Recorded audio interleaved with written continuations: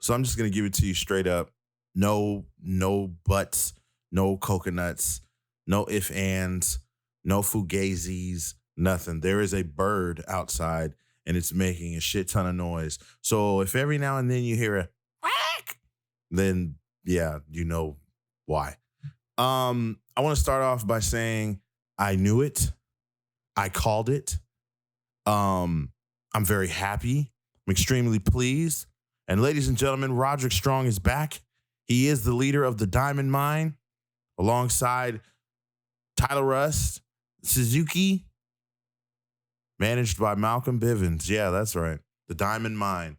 Ladies and gentlemen, welcome to Within the Ropes NXT review.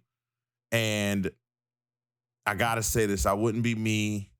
This wouldn't be Within the Ropes if I didn't pay my dues and respects to the one and only Queen City, Charlotte Flair, greatest women's wrestler on the planet. Yeah, I said it. Welcome, ladies and gentlemen. Tonight's NXT was quite fun for me. I said Triple H, he gearing up for the summer. He not playing no games. He's ready. Are you ready? He's ready. And I'm having fun. I had a lot of fun watching tonight's episode. I'm having a lot of fun doing this podcast. So thank you all for listening and hanging out with me, listening to my voice for 30 minutes every day, every single day. I appreciate it. Let's start with the beginning of the show. We have Adam Cole, who is scheduled to name an opponent for himself ahead of his match with Kyle O'Reilly at the Great American Bash. He comes out and he was like, you know what? Samoa Joe just thinks that he's just the boss around here. You know how it goes. Adam Cole coming out saying that this is his show. He's the man around here, not Samoa Joe. He says, I'm not going to name my partner. Name my opponent. I'm not doing that. But followed by that, he got a little hello from the one and only Carmelo Hayes. His music hit. He gets in the ring. He tells Adam Cole, he says, he's going to be the one that makes Adam Cole changes his mind. He said, why? Because ruthless aggression. Sounds all too familiar, right? What's up, John Cena? Can't see me. Slaps Adam Cole, and then this match begins, and it was a banger. It was a banger. I think that Adam Cole doesn't get enough credit. Now, we've seen Adam Cole in many different forms. We've seen him in tag team action. We've seen him in singles matches. We've seen him in factions throughout the years, throughout his whole career. But man, and I know that people know he could work, but I think we take it for granted. And I said on Twitter earlier today, I said, I don't want him to ever leave NXT because he's just so pure. I believe him whenever he says he's the best on NXT. I feel like he's the best on NXT. And so I feel like him going to Raw or SmackDown, you know, it's going to be easy for him to get kind of lost in the shuffle, you know, unless, you know, Vince McMahon is super high on him, which if that was the case, he'd be doing everything in his power to get him to Raw or SmackDown ASAP. He would have been done that, right? I mean, Adam Cole was the MVP of the Saudi disaster, you know, when everybody was stuck and, you know, wasn't back in time for SmackDown, and they had to create this whole, you know, Survivor Series thing. You know what I'm saying. Adam Cole was the man. Adam Cole was in charge. Adam Cole was the savior of that whole situation. So back to the match. Like I said, they had a banger, tons of near falls, probably one of the greatest Panama sunrises I've ever seen, with Cole hitting it on Hayes, Hayes selling it like a fucking genius. And Cole will then hit the 1, 2, 3 and pick up the victory. Adam Cole beats.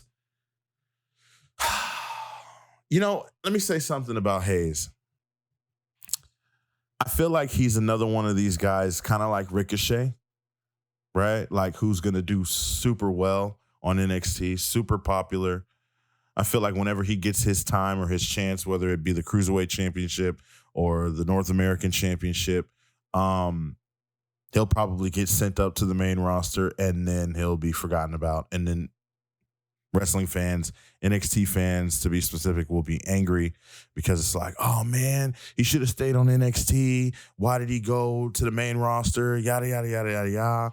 And I feel your pain because it's happened to wrestlers that I truly love also. But, you know, like I said, you got to have the whole package. When you go to the big show, when you go to Raw or SmackDown, you have to have the entire package. You there's not a lot of John Cena. And the reason I say John Cena, the only thing that stood out and worked for him was the rapping thing. Think about it. What's John Cena with no rapping back then? I mean, he had already solidified himself and you know, put his name in stone by the time he, you know, went on that run after winning the championship at WrestleMania 21. Prior to that, though, had he not been, you know, the doctor of thugonomics, what would he have been?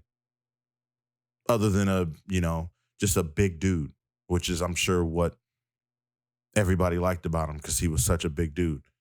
He can't really. I mean, I think he's an underrated wrestler. Let me back up. I think he's underrated in some parts of the ring, right? But he can't give you everything. He wasn't out there having super crazy, you know, flying over the top rope, super kicks and flips and none of that. He wasn't doing any of that.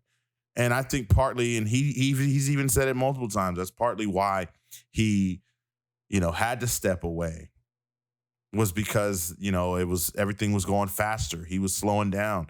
He's not as quick, not as good as a lot of these up and coming guys, or even just the older indie guys who, like, you know, like AJ Styles, who had to kind of do that in order to stand out, right? So, not to get long-winded on John Cena or Hayes, but, you know, I just thought that, you know, I just see that for him in the future. The next match we get is Io Shirai and Zoey Stark versus Aaliyah and Jessie Kamea, the Robert Stone brand. This match was cool. Io Shirai and Zoey Stark, before the match got started in a backstage segment, Io Shirai said that she doesn't like Zoey Stark, but she respects her. So, I mean, I guess that's cool. You don't have to like your partner as long as you respect them, though, and trust them. You got to have trust. You got to, you know, make sure your partner has your back, right? But, you know, as long as they have the same enemy, then, I mean, I guess it'll work. I thought Aaliyah and Jessie would win this match, though, only because I felt like there would be some tension or some friction with Zoey Stark and Io Shirai because of the backstage segment.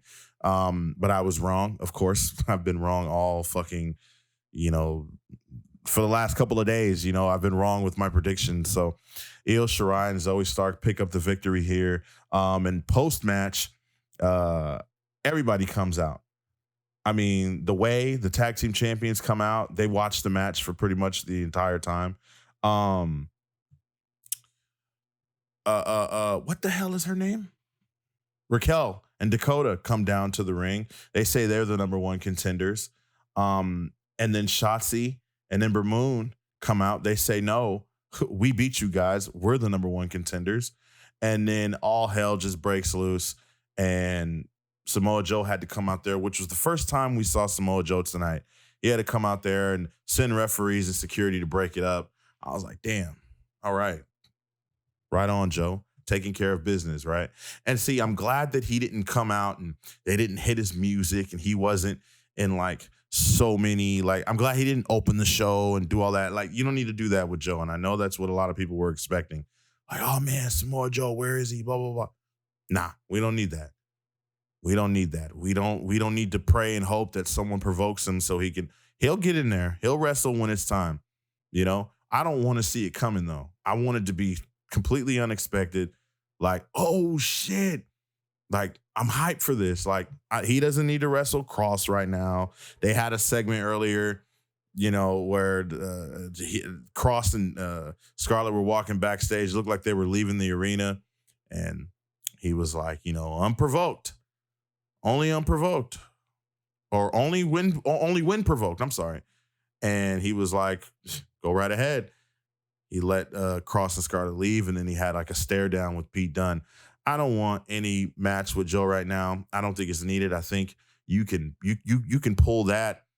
I don't know, SummerSlam weekend, or even you can wait until WrestleMania weekend. You could do it then. The way Johnny Gargano and Austin Theory earlier in the night were basically challenged, I guess. I mean, it wasn't really a challenge. It was more of a face-to-face altercation. Pete Dunne, Oney Lorcan came into the ring. Johnny Gargano and Austin Theory, or Johnny Gargano to be specific, was like, yo, no, I'm not going to let you do this. I know what you guys are trying to do. We're not going to cause any trouble. We're not here to do that. No. And Austin Theory seemed to be on the same page, but then as he was exiting the ring, looks back at Pete Dunne, and he basically was like, and Pete Dunne grabbed his fingers and snapped him in half. So, then they went to Regal's office and talked to him, and by that time, Austin Theory's fingers were wrapped, and they got their match. So this match was cool. I think Johnny Gargano, again, is another one of those guys who are underrated. I think he is underused as well. A lot of his title reigns aren't really that long. And I just think that if you give Johnny Gargano the time, the match, I mean, think about it. A lot of his reigns, he went up against Adam Cole, Ciampa. It seemed like that those are the only two people he fought. Now that I think about it, I know I'm wrong. I know that he fought more people. I don't know. I can't really think of anybody else, which is kind of sad. Oh, I mean, he fought Andrade, Aleister Black, but it was mostly Cole and Ciampa. So I think if Gargano was given the championship and was able to have matches and have options, and go up against the Dunnes and go up against the Ballers and go up against the Crosses and go up against, Damian Priest of the, you know what I mean? Like it would have been fun to see him do that before Damian Priest left. I'm pretty sure Cross is on his way out, maybe by the end of the year, if not sooner. And, Ciampa's in a tag team with Thatcher.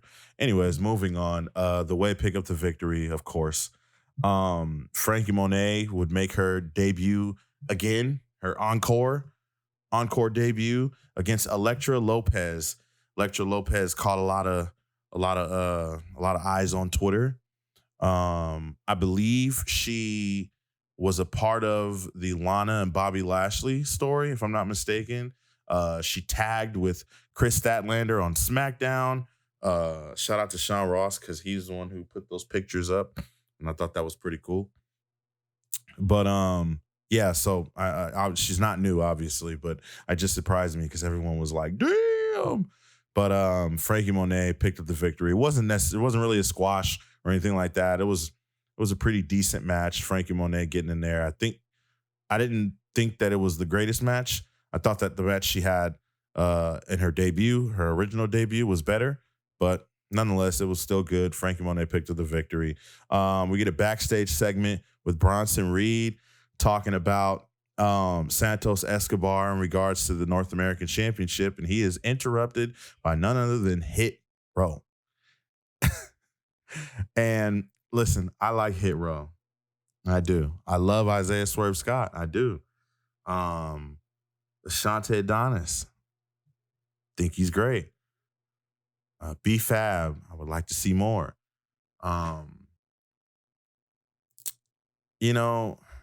The raps for me aren't really hitting.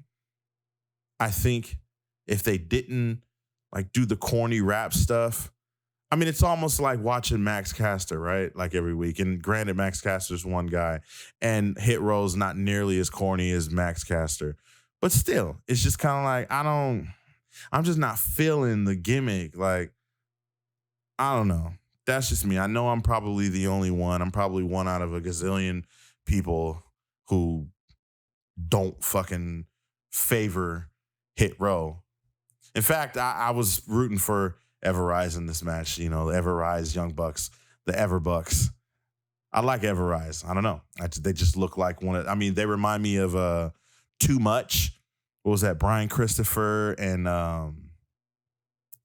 it was Too Cool, right? Yeah, Too Cool. Before they were Too Cool, they were Too Much. And they remind me of them. They remind me of, I don't know, Midnight Express. What were they? Bodacious Bob and Bombastic Bob and Bodacious Bart, some shit like that. I don't know. They just remind me of like a tag team. They need like a cornet, and I feel like Everrise would thrive. But you know, that's just me. I guess I'm the only one. Speaking of that, Everrise would go up against Hit Row in a tag team match, Ashante Adonis and Top Dollar. Oh yeah, before I get to that, my bad. I fucking got ahead of myself. Top Dollar looks at the North American champion Bronson Reed, and he tells him, "You're not even from North America."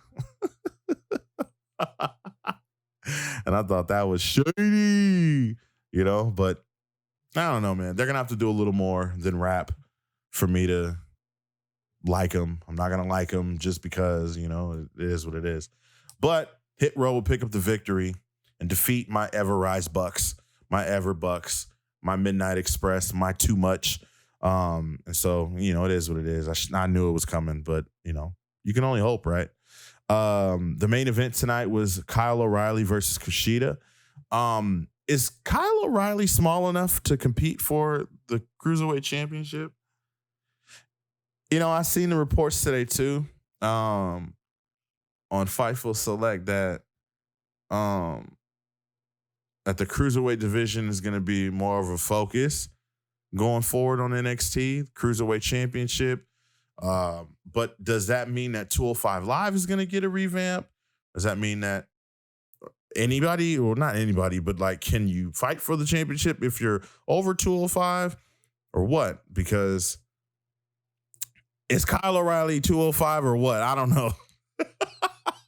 I don't know, man. Because this would have been a really, really cool title match. I was hoping Kushida would win, but of course, Kyle O'Reilly picked up the victory. And I don't think anyone was really worried about this match. It was a banger, but I think people were more concerned about where is the diamond mine? Like, we've been waiting all night. Nothing's happening. Nothing's going on. And finally, after this match, when Kyle O'Reilly won, him and Kushida would, you know, hug and pay their respects to each other. And then there comes Adam Cole attacking Kyle O'Reilly, throwing him over the announce table. They're having to be broken up by security, referees, everything. They were brawling like they always do. And I'm thinking, oh, is Adam Cole a part of the Diamond Mine? Like, is he behind this? And nope. But Roderick Strong is. Roderick Strong would go in the ring with Tyler Rust and Suzuki. He hit this move. I fucking forgot what the name is called. But, you know, the move, the little slam that he always does, the suplex that he always does. He hits it on Kushida. Malcolm Bivens comes in the ring, picks up the Cruiserweight Championship, shows it to Roderick Strong, and then, like, lays it on Kushida. And, yeah. We got the Diamond Mine, man, and it's led by Malcolm Bivens. Excuse me, guys. Malcolm Bivens. And it's nice to see him back on TV. You know, he had Indusure, and I'm not too sure what happened with that, other than one of them ruining the North American and NXT championship match outcome between Cole and Keith Lee. But, you know, I was a little bit afraid that we weren't going to see Malcolm Bivens on NXT or WWE TV at all. I'm actually surprised that he wasn't a part of these quote unquote, let's see if you guys hear that? I'm doing the finger thing again. I'm surprised he wasn't a part of these budget cuts. So it's cool to see Malcolm Bivens. I can't wait to see what happens with, you know, goddamn, what is wrong with me tonight? I can't wait to see what happens with Roderick Strong. Roderick Strong is one of my favorites. He is on my list of favorites. He was one of my favorites. I popped super hard when he became a new member of the Undisputed Era. I was hoping to get more members of Undisputed Era, but it didn't work out. So, it is what it is. But I called it. I knew Roderick Strong would be a part of this some way, somehow. I said it on Twitter. You guys can go follow me at Within the Ropes, at Brian Tronic. I said it earlier today before NXT. I said, hey, what if it's Roderick Strong? And it was. So shout out to Roderick Strong. Can't wait to see what he does next. Can't wait to see Tyler Rust. Seems like Tyler Rust is still with Malcolm Bivens, and obviously he's being put in this position. Does that mean Roderick Strong is 205? Is he going to go after the Cruiserweight Championship? I don't know. I got questions, man, in regards to the Cruiserweight division. I got questions, and I need answers. I need it. But yeah, that was it for NXT, man. It was a pretty whatever show. I'm seeing a lot of people on social media disappointed, and they said that Raw was better. I don't know, man. I feel it's a different show, so I don't like to compare. Raw or NXT and NXT to SmackDown. I don't like to compare it. I try to just keep it separate. Raw's its own show, SmackDown is its own, and so is NXT. So I enjoyed NXT. I felt like they're heading in the right direction. They're finally getting back to themselves, finally getting back to the identity that they had, that they built over the years. And so it was exciting to see. Can't wait to see them get out of that CWC, though, because it pains me to, know that they still have to use that piped-in crowd because the crowd is so fucking quiet all the damn time. Nobody's on their feet. Nobody, and they're putting on great matches. Maybe I need to go down there to CWC and I need to start a chant or something, or get everybody on their feet, do something. I don't know. We'll see. I'm gonna end this one. This one was pretty quick, man. Well, NXT is a 2-hour show, so it ain't gonna be fucking 45 minutes. I could sit and talk more Charlotte Flair, but I'm gonna spare you guys. I'm not gonna do that today. I'll save that for Friday. We're going to be talking a lot of Big Dog too. Who is going to step up and challenge or answer the open challenge of the tribal chief, our tribal chief, the head of the table, Roman Reigns? Who's it going to be? Is it going to be Goldberg? Is he next? Is Roman next for Goldberg? Is it going to be Brock Lesnar? Who's it going to be? I don't know. We'll find out. Let's see. I don't know what's on tomorrow. Oh, no, I don't know what's on tomorrow. Whatever wrestling show's on tomorrow, whatever I watch, I'll be back for another review. Impact Wrestling, NXT UK on Thursday. I will definitely be back giving you reviews for those two. I will also, like I said, be back for SmackDown. So I appreciate y'all. Make sure y'all follow the socials at Within the Ropes on Twitter and Instagram. Follow Brian Tronic on Twitter as well. That's me, BrianTronic. Yeah. And subscribe to the YouTube. Follow the Twitch. Do all that, man. I'm about to have some cool shit up on YouTube. I'm going to be doing some shit soon. I think this is 5 in a row. This is my 5th review. Sorry, guys, man. I know it's, they're going by quick. It's pretty hot right now. You know what I mean? It's such a demand. if I can give you 1, 2, 3, 4, 5 in a day, I would. You know what I'm saying? But I'm one man. It's a one-man band. It's a one-man show. I do everything by myself, So I appreciate y'all, though, for listening, for checking me out. And I will be back later this week. From the Queen City. And good night.